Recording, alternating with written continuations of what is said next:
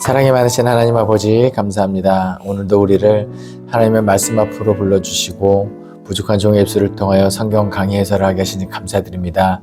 이 안에 담긴 하나님의 뜻을 깨닫게 하여 주시고 우리가 그 뜻대로 살아가기 위하여 부단히 애쓰게 하여 주시옵소서. 더욱더 겸손해지기를 소망하며 예수 그리스도 이름으로 기도합니다. 아멘. 여러분 어떠신가요? 지금까지 성경 퀴즈를 풀면서 성경 통독까지 잘 해오신 분들 이제부터는 뭔가 안 풀기가 아까운 시기가 되었다고 생각합니다. 잘 성경지도 풀고 또 성경 강의도 듣고 성경 통독도 하면서 정말 올 한 해 동안에 하나님의 말씀 앞에 온전히 서는 저와 여러분 되기를 간절히 소망합니다. 혹시 새우가 드라마를 찍으면 뭔지 아십니까? 정답은 대하 드라마입니다.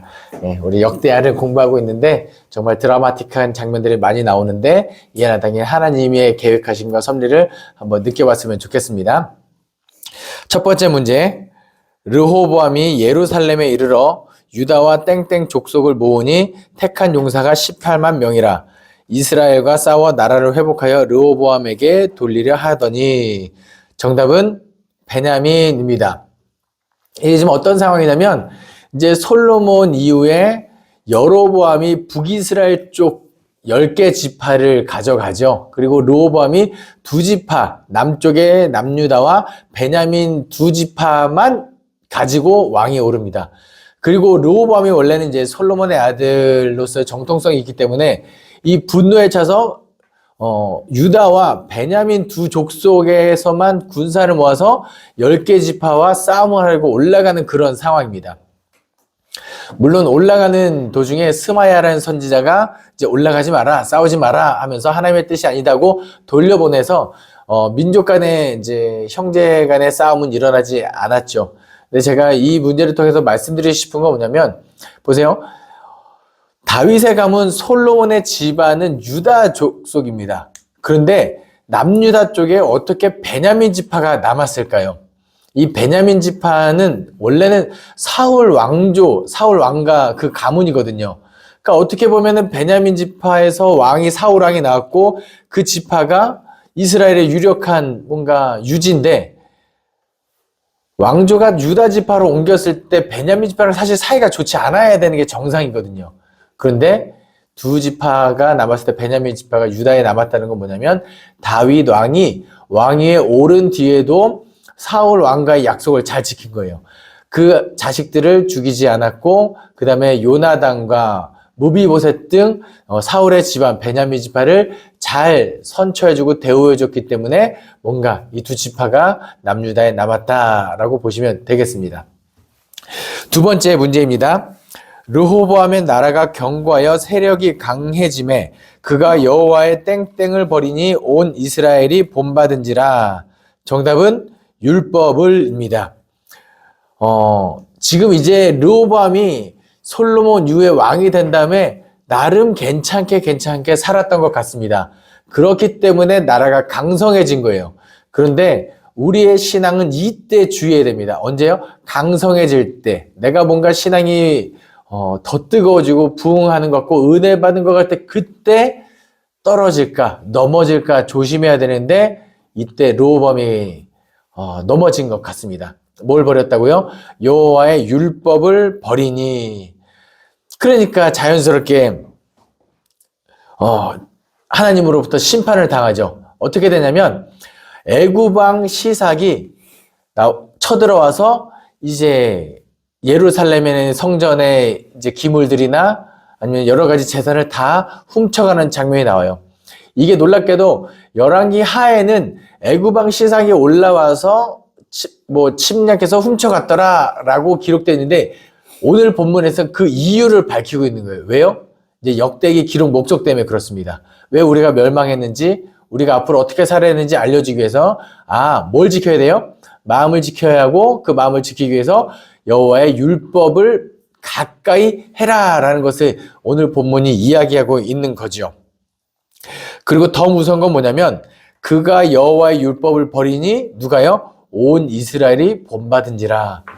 자녀를 키워보신 분 알 거예요. 자녀들이 좋은 걸 먼저 배우나요? 나쁜 걸 먼저 배우나요? 나쁜 건 가르쳐주지 않아도 배우죠. 여러분이 여호와의 율법을 멀리하고 가까이 하지 않으면 참 자녀들 신앙교육 시키는 거 어려운데 신앙교육 안 시키는 건 더 쉽습니다. 예, 여호와의 율법을 버리면 자녀들의 신앙도 멀어진다는 거 기억하셨으면 좋겠습니다. 3번 문제입니다. 아사는 누가 쳐들어왔을 때 여호와께 부르짖으며 기도했나요? 정답은 세라입니다. 구스 사람 세라가 쳐들어왔을 때 아사는 여호와께 부르짖으며 기도했고 또 찬양으로 이겨내죠. 이때 부른 찬양의 제목은 뭘까요? 이 믿음 더욱 굳세라. 구스 사람 세라. 이렇게 해서 기억했던 것 같습니다. 여러분들 역대하의 기록 목적이 딱 여기 있는 거예요. 뭔가 아사가 쳐들어왔을 때 이 역대하 14장 11절입니다.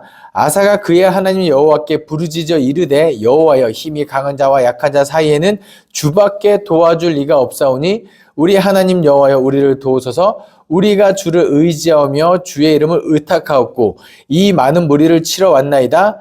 여호와여 주는 우리 하나님이시오니 원하건대 사람이 주를 이기지 못하게 하옵소서. 뭐죠? 결국은 이 이스라엘이 남유다가 마지막에 멸망할 때 친애굽, 친바벨론 사이에서 엄청 싸웠는데 결국은 친애굽도 아니고 친바벨론도 아니고 뭐가 정답이에요? 친하나님이었어요. 여호와 편에 섰어야 하는 것을 이 아사가 과거에 이 국가적 위기를 어떻게 극복했는지를 이 역대기에 기록하고 있다는 겁니다. 여러분은 힘든 일이 있을 때 가장 무엇이 떠오르시나요? 돈? 친구? 아니면 나를 도와줄 사람? 아니, 우리는 가장 먼저 하나님께 기도할 수 있는 저와 여러분 되기를 간절히 소망합니다. 4번 문제입니다. 여호사밧과 아합에게 목자 없는 양같이 산에 흩어질 것이라 고 예언한 선지자는 누구인가요? 정답은 미가야입니다. 여러분, 우리나라가 코리아라는 이름을 쓰는 것은 그 예전에 아라비아 상인들이 왔을 때 고려 시대거든요. 그 고려가 코리아가 됐다고 이야기해요. 그만큼 이제 고려가 어쨌든 위세가 당당했겠죠. 고대 근동 문서에는 이스라엘이라고 이야기하자 북이스라엘을 오므리 왕가라고 명칭하기도 합니다. 그리고 그 오므리 왕과의 최전성기를 누렸던 사람이 아합 왕이에요. 근데 이 아합 왕과 남유다의 의로운 왕 여호사밧이 연합하여 저 요단강 동쪽에 있는 길르앗에 가서 아람 나라에서 길르앗을 회복하자라는 전쟁 명분으로 쳐들어가려고 해요. 여러분, 두 나라가 의로운 왕도 있죠. 부국강병한 아합도 있죠. 그리고 전쟁 명분까지 확실하죠. 그래서 사람들에게 묻습니다. 우리 이 전쟁하면 이길까요? 질까요? 그러자 아합 왕에게 아첨하는 많은 선지자들, 시드기야 포함하여 한 400명 선지자들이 두 사람이 함께하면 반드시 이길 겁니다 라고 해요. 그때 여호사밧이 뭔가 좀 깨름직한데요?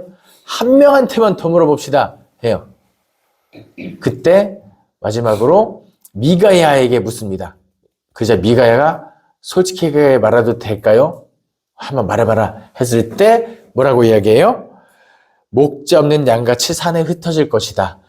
그 전쟁 쳐들어가면 대표하는 왕은 목자는 죽을 것이고 병사들은 목자 없는 양같이 흩어지고 질 겁니다 라고 할 때 이 시드기야라는 사람이 미가야의 뺨을 칩니다. 그러면서 이 미가야라는 선지자를 감옥에 가둬요.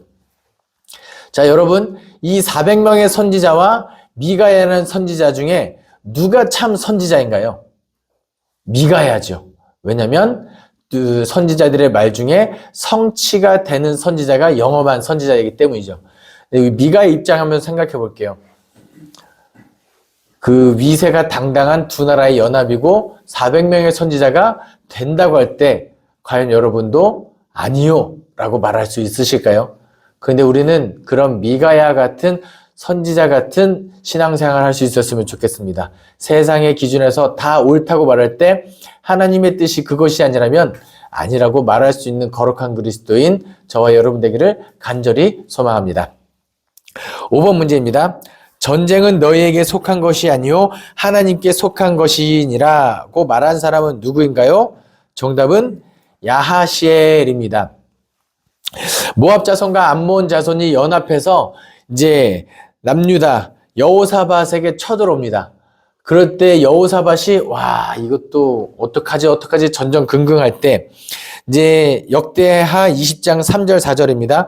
여호사밧이 두려워하여 여호와께로 낯을 향하여 간구하고 온 유다 백성에게 금식하라 공포하며 유다 사람이 여호와께 도우심을 구하려 하여 유다 모든 성읍에서 모여와서 여호와께 간구하더라. 다 같이 금식을 선포하고 다 같이 여호와께 기도하는 거죠. 그때 이 여호사밧이 뭐라고 기도하냐면 우리 하나님이여 그들을 징벌하지 아니하시나이까?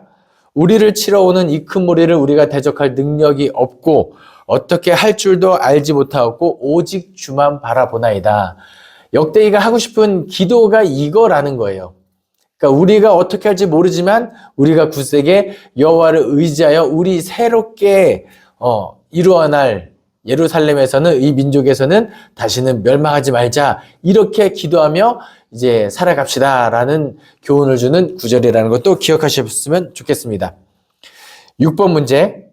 남유다 왕 여호람을 책망하고 창자의 중병이 날로 충하여 죽을 것을 글로 보낸 선지자는 누구인가요?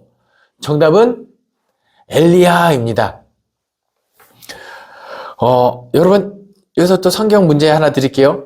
엘리야는 남유다에서 활동한 선지자일까요? 북이스라엘에서 활동한 선지자일까요? 정답은 북이스라엘이죠. 언제요? 아합 왕 때.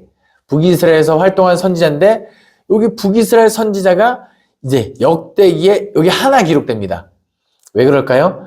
역대기 기록 목적상 이 북이스라엘 쪽은 선한 왕, 모범으로 삼을 만한 왕이 없기 때문에 북이스라엘 역사는 기록되지 않는데 북이스라엘에서 활동했던 선지자 이름이 여기 기록되는 거예요. 뭘까요? 여호람이라는 왕은 누구의 아들이냐면 여호사밧의 아들입니다.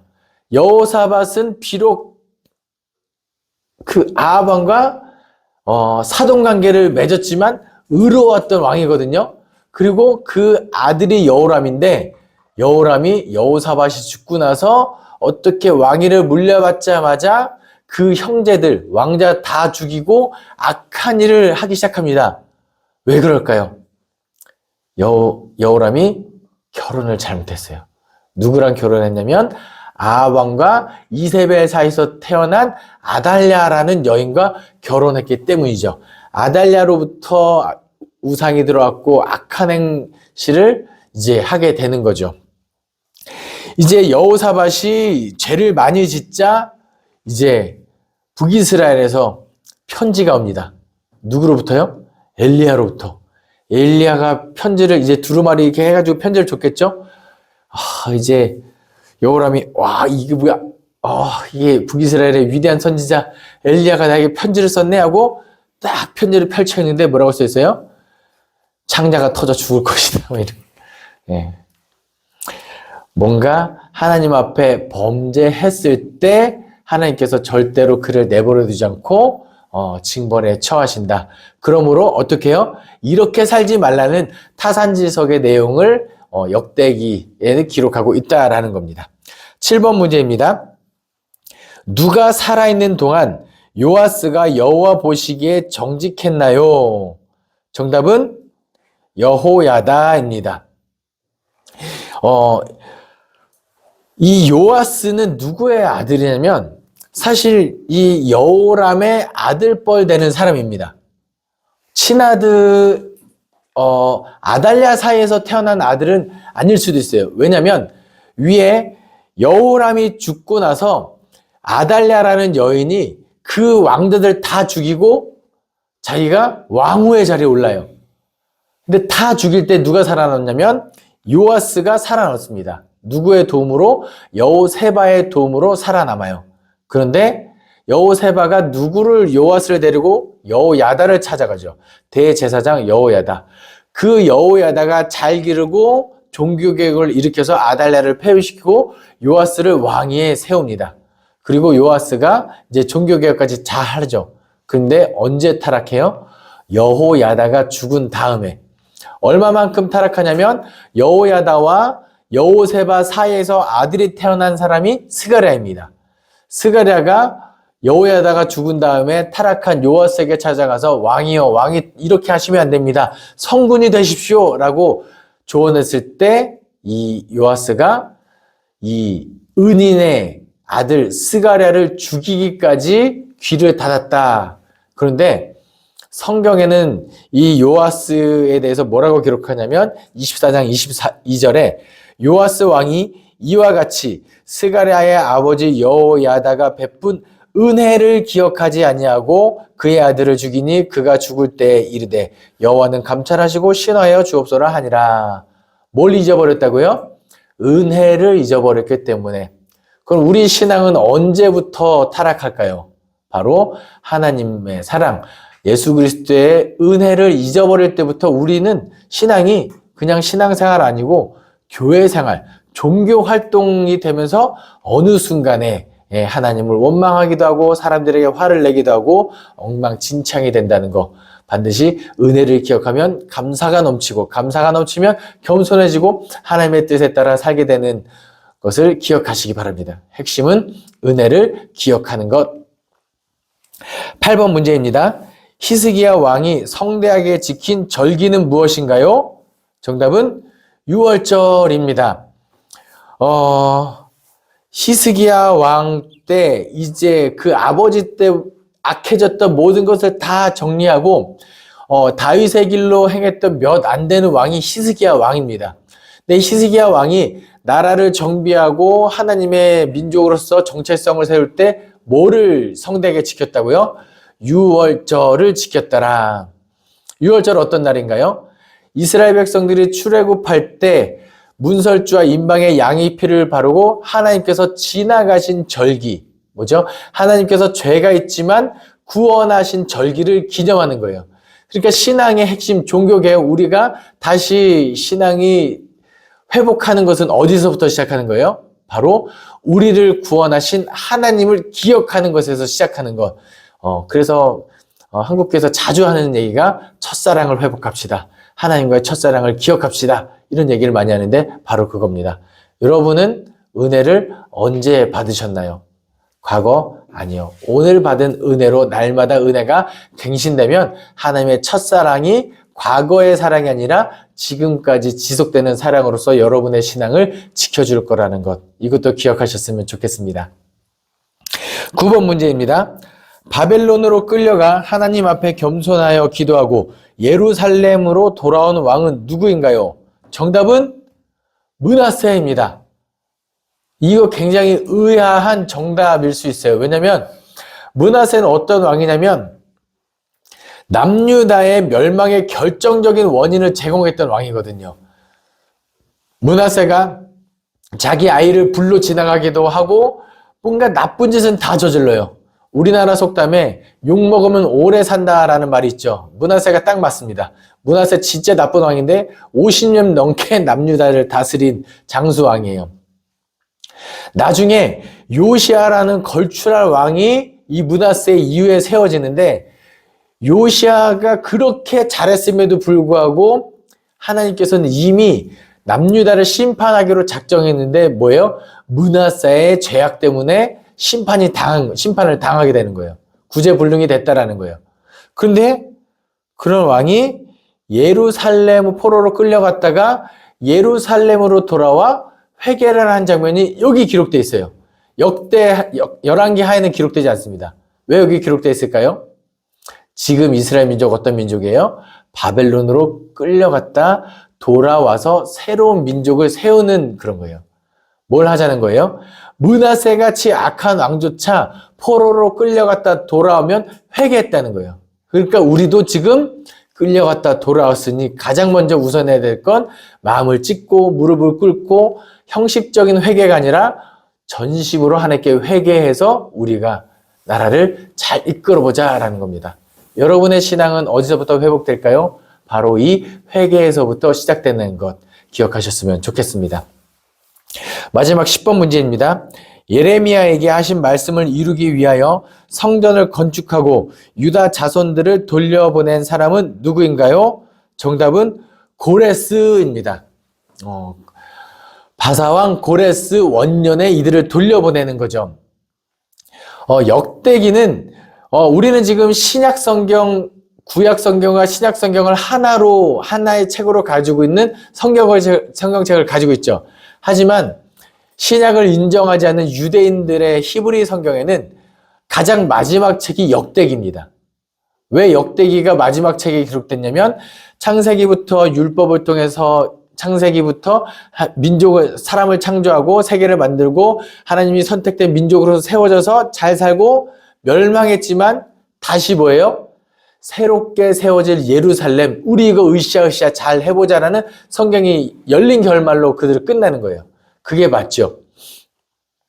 근데 여러분 잘 생각해 보는 게 아니라 성경을 잘 보면 새로운 민족으로 세워지는 것을 누가 계속해서 예언하냐면 예레미야도 예언하고 이사야도 예언하고 에스겔 많은 선지자들이 하나님께서 심판하셨지만 결국 회복시킬 거라는 것을 예언합니다. 그런데 새로 회복되는 그 시점을 잘 묵상해 보면 이스라엘 민족, 선택된 민족의 지역적인 좁은 입장에서 예루살렘이 아닙니다. 이제는 고자들도 이방인들도 여호와의 이름을 부르면 여호와의 총에 들어오고 새로운 하나님의 백성, 민족이 될 수 있다는 거예요. 그 하나님께서 그 약속을 새 언약을 세우셨기 때문에 그 새 언약의 중보자로서 예수님께서 오셨고 예수 그리스도를 믿는 우리가 하나님의 자녀가 되고 백성이 될 수 있다는 것, 이것도 기억하셨으면 좋겠습니다. 사랑하는 성도님들, 하나님의 말씀을 가까이 하시고 여호와의 율법을 잃어버리지 않고 하나님의 말씀을 기준으로 삼으며 그리고 은혜를 기억하고 하나님 앞에 회개하며 날마다 은혜가 갱신되고 우리의 신앙이 나태해지지 않는 저와 여러분 되기를 간절히 소망합니다. 기도하겠습니다. 사랑이 많으신 하나님 아버지 감사합니다. 오늘도 역대하 말씀을 통하여 우리에게 하나님의 뜻을 깨닫게 하시니 감사드립니다. 언제나 하나님의 말씀을 가까이 하게 도와주시고 묵상하게 도와주시고 그 하나님의 말씀을 기준으로 좌로나 우로나 치우치지 않으며 살아가게 도와주시옵소서. 하나님을 믿는 믿음 앞에 교만하지 않게 도와주시고 날마다 겸손한 모습으로 섬기며 나아가게 도와주시옵소서. 감사드리며 예수 그리스도 이름으로 기도합니다. 아멘.